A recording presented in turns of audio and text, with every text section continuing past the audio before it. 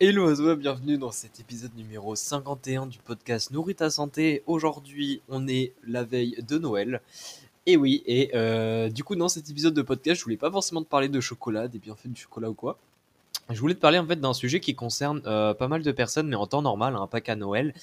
Mais souvent le lendemain de Noël, ça concerne un peu tout le monde. C'est la thématique du je n'ai pas faim le matin, qu'est-ce que je fais?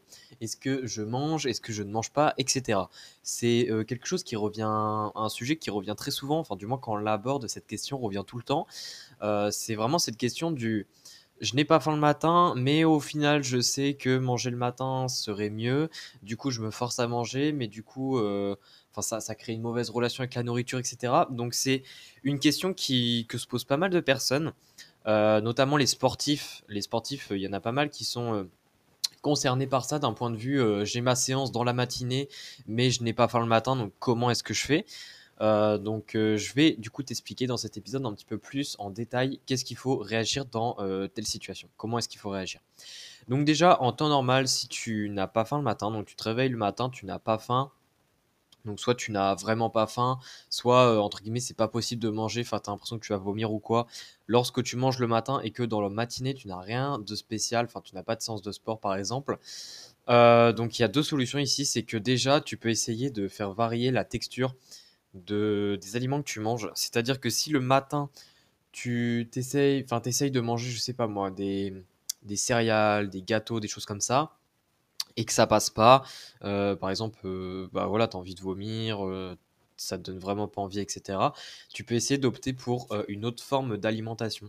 C'est-à-dire que par exemple, au lieu de manger des gâteaux, des céréales, des choses comme ça, tu peux manger de la compote, par exemple, ou alors du yaourt. Quelque chose qui est vraiment crémeux, quelque chose qui ne demande pas de mastication. Déjà, ça peut faire la différence pour certaines personnes. C'est-à-dire que certaines personnes, il leur faut des choses qui ne demandent pas de mastication le matin, parce que sinon, elles peuvent pas manger. Par contre, si tu leur donnes quelque chose de crémeux, certes, elles vont pas manger en très grosse quantité, mais elles pourront quand même manger, par exemple, je sais pas, un yaourt avec une compote. Quelque chose comme ça. Donc déjà, il faut que tu vois ça. Pourquoi? Parce que si tu peux manger, par exemple, un yaourt et une compote au lieu de rien, ça aura des intérêts pour plusieurs choses. Déjà, le fait de donner de l'énergie à ton corps dans la matinée, ce qui peut évidemment t'éviter les grosses fringales le midi et du coup les pertes de maîtrise le midi lorsque tu manges. Ça peut également du coup t'aider dans ta séance de sport, mais ça je vais en reparler après plus en détail.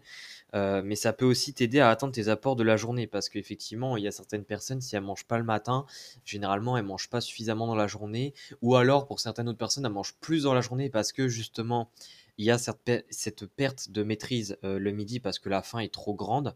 Donc évidemment, ça peut créer des déséquilibres dans la balance énergétique. Donc, manger le matin, même si c'est un tout petit peu et que ça paraît entre guillemets ridicule, c'est mieux de faire ça que de rien du tout manger. Donc voilà, donc ça c'est la première astuce, c'est de jouer avec la forme des aliments que tu vas manger. Ensuite, le deuxième point que je voulais parler, c'est déjà dans le cas où tu manges très peu le matin, de pourquoi pas emmener une collation pour manger ça dans la matinée. Après, ça dépend de ton travail, ça dépend si tu as l'opportunité de pouvoir manger dans la matinée. Bon, généralement oui, mais il y a certains travails où c'est pas trop possible. Du coup, si c'est le cas, bah, emmène de quoi un petit peu manger, par exemple vers 10 heures. C'est généralement lorsqu'on mange pas le matin à 6, 7, voire 8 heures, ça dépend quand est-ce qu'on commence le travail. Généralement, la faim commence à survenir vers 10 heures. Donc, emmène quelque chose pour déjà consommer quelque chose en fait avant d'attendre le repas du midi. Et comme ça te permettra d'éviter encore une fois cette perte de contrôle. Ça te permettra de refaire un peu plein d'énergie. Donc, n'hésite pas à emmener quelque chose, que ce soit voilà, donc ici, t'es pas obligé d'emmener quelque chose de crémeux ou quoi. Tu peux emmener, je sais pas, une barre de céréales, des choses comme ça. Ça va t'aider justement à tenir jusqu'au midi. Donc ça, c'était la deuxième astuce, c'est l'idée tout simplement de, entre guillemets, décaler ton petit déjeuner. Ou alors si tu as pris vraiment un très petit déjeuner parce que tu as vraiment très peu faim et que tu es très limité, et bah emmène une petite collation pour compléter en fait ce très petit déjeuner justement que tu as pris plus tôt. Donc ça, c'était la deuxième astuce. La troisième astuce, ça va être de consommer des aliments plus riches en calories le matin. Ça concerne surtout les personnes, du coup, généralement les personnes qui n'arrivent pas à manger le matin, mais les personnes qui n'arrivent pas à manger, enfin qui mangent très très peu le matin, parce que si elles mangent un tout petit peu trop, ça les écœure, etc. Donc voilà. Donc du coup, l'idée, c'est de manger des aliments riches en calories. Donc ici, ce qui est pas mal, en fait, parfois, c'est de trouver, en fait, des petits combos. Par exemple, si tu manges un yaourt, ça peut être pas mal de rajouter dans ton yaourt, je dis un exemple vraiment, au hasard, de la confiture. Imaginons que tu manges un yaourt, nature. Tu manges un yaourt nature ou même un yaourt sucré. Ce que tu peux faire en fait pour ajouter de l'énergie, c'est un petit peu de confiture avec. Alors, même si tu rajoutes une cuillère, c'est déjà beaucoup une cuillère pour un yaourt, ça dépend de la taille du yaourt. Si tu rajoutes une cuillère en soi, ça va te donner quand même de l'énergie en plus et ça va te permettre en fait à ton corps de moins être entre guillemets affamé dans la matinée. Donc vraiment, il faut pas hésiter à ça. Par exemple, si tu es très limité le matin, mais que tu peux quand même manger de la brioche, enfin une tartine ou un bout de pain, etc. Pourquoi pas jouer sur les pâtes à tartiner, notamment des pâtes à tartiner d'oléagineux ou à la noisette, etc. Bref, des choses, ou alors du beurre, des choses quand même qui t'apportent de l'énergie. Il faut en fait que tu fasses en sorte que tu mettes des aliments qui apportent beaucoup d'énergie pour le peu de quantité que tu en mets. Donc bien sûr, le but, c'est quand même de mettre des aliments qui ont une certaine cohérence, de pas mettre n'importe quel aliment. Le but, évidemment, au-delà de l'aspect énergétique, c'est de mettre des aliments qui t'apportent aussi des nutriments. Donc je parle plutôt des vitamines et minéraux. Ça, c'est important. Mais encore une fois, l'aspect énergétique est très important aussi le matin, notamment pour atteindre tes apports énergétiques, pour éviter les déséquilibres, etc. Donc ça, c'était vraiment le troisième conseil que j'avais. Donc, les 3 conseils, les rappels, donc premier rappel, c'est de jouer vraiment avec la forme des aliments, donc texture, donc plutôt s'orienter vers des compotes, des yaourts, voir si, c'est toujours pas suffisant pour toi, peut-être des smoothies, des choses comme ça, des boissons en fait avec de l'énergie dedans. Ça peut être une solution. La deuxième astuce, c'est on va dire de découper ton petit déjeuner en 2 ou alors carrément de le prendre plus tard. Donc, c'est-à-dire d'emmener une collation en fait, pour 10 heures environ, donc emmener, quelque chose à manger. Et puis le troisième astuce, c'est tout simplement de rajouter en fait, ou alors de manger des aliments qui sont très riches en calories, donc avec une forte densité calorique, pour pouvoir justement aider ton corps à avoir suffisamment d'énergie, que ce soit le matin, mais aussi à la fin de la journée. Donc ça, c'était vraiment les trois astuces qui concernent tout le monde. Et maintenant, du coup, donc tu vas voir, les astuces vont être très similaires. Je vais parler en fait du cas où on a une séance de sport le matin, et que du coup, entre guillemets, on n'a pas le choix de manger. Donc, la première situation, c'est dans la situation où, comme je l'expliquais au début, tu n'arrives pas à manger le matin, mais si tu prends par exemple une compote, un yaourt, et cetera, ça peut passer. Mais par contre, tu es très limité dans l'aspect quantité. C'est-à-dire que tu deviens vite, ça t'écoeure vite, quoi. Donc dans ce cas-ci, ce qui vaut faire tout simplement, c'est de manger entre guillemets, «comme tu peux» le matin, sans aller à la limite où, ça commence vraiment à t'écœurer. Il faut que tu t'arrêtes avant ça. Évidemment, au début, entre guillemets, pour reconnaître cette limite, pour fixer, on va dire, ta limite, il est nécessaire que tu ailles à ce moment où tu es écœuré. Tu pas trop le choix, mais ce que je veux dire, c'est que ça ne devienne pas une habitude, que tu vois vraiment où est la limite de façon à ce que tu finisses de manger le matin sans être, écœuré par ce que tu as mangé. Donc de manger comme ça et puis, en fonction de l'heure où est ta séance, donc si ta séance est par exemple moins de 2 heures après, ça, selon la séance de sport, ne pas remanger, sauf si c'est une séance très énergivore comme par exemple, une longue séance d'endurance. Je pense notamment d'un aspect cardio, donc peut-être de la course à pied de longue durée.